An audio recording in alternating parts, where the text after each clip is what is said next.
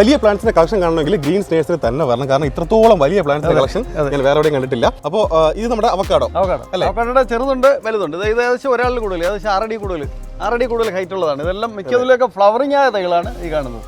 അതിന്റെ ഏറ്റവും നല്ല കരുത്തുള്ള തൈകളാണ് ഈ കാണുന്നത്. അവക്കാഡോ ട്രോപ്പിക്കൽ വെറൈറ്റി, അതായത് എത്രത്തോളം ചൂട് കൂടുതൽ കിട്ടോ അത്രയ്ക്ക് പുഷ്ടിയിൽ വളരുന്ന, നമ്മുടെ ചൂട് കാലാവസ്ഥയ്ക്ക് ഏറ്റവും നന്നായിട്ട് വളർന്ന് കായ്ക്കുന്ന ഏറ്റവും നല്ല വെറൈറ്റി അവക്കാഡോയുടെ വലിയ പ്ലാന്റുകളാണ് ഈ കാണുന്നത്. ഏകദേശം 6 അടിയോളം പൊക്കമുള്ള പ്ലാന്റുകളാണ്.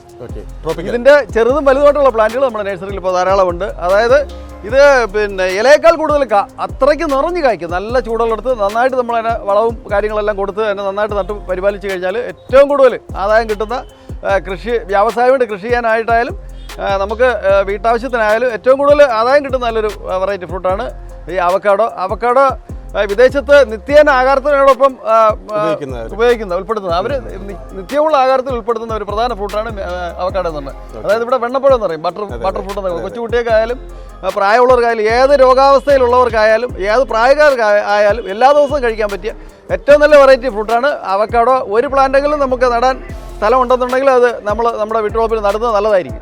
ചെറിയ തൈകൾ മുതൽ ഇതുപോലുള്ള വലിയ, അല്ലേ? അതെ, ധാരാളം സ്റ്റോക്ക് ഉണ്ട്. എത്ര ഏക്കറിൽ നമുക്ക് വേണമെങ്കിലും നമ്മൾ തന്നെ പോയി അത് പ്ലാന്റ് ചെയ്ത് കൊടുക്കുന്നുണ്ട്. അതെ, ഇന്ന് വ്യാവസായികമായിട്ട് കൃഷി ചെയ്യാൻ പറ്റിയ ഏറ്റവും നല്ലൊരു വെറൈറ്റിയാണ് അവക്കാഡോ.